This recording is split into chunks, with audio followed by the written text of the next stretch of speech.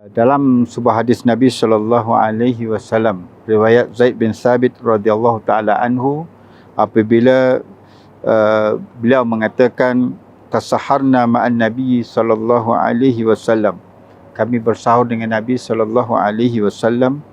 thumma qal ila salah, kemudian beliau mengatakan lalu beliau melakukan solat.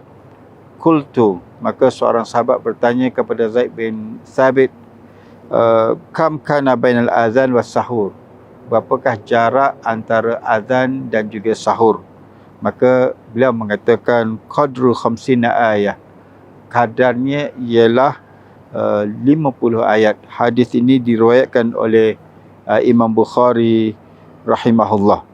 Jadi dalam perkiraan tersebut, atas dasar itulah ulama mengatakan terdapat waktu yang disebut sebagai waktu imsak, iaitu jangkaan ataupun kadarnya lebih kurang 10 minit daripada azan.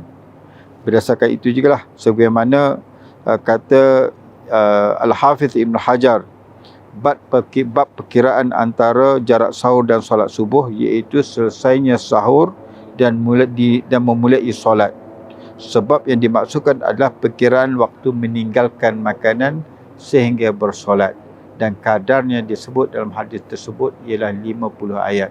Ini menunjukkan anggaran 10 minit sebelum azan tersebut merupakan satu anggaran yang hampir bertepatan, menunjukkan itulah kadar sunnahnya bagi kita meninggalkan makan sebelum azan subuh.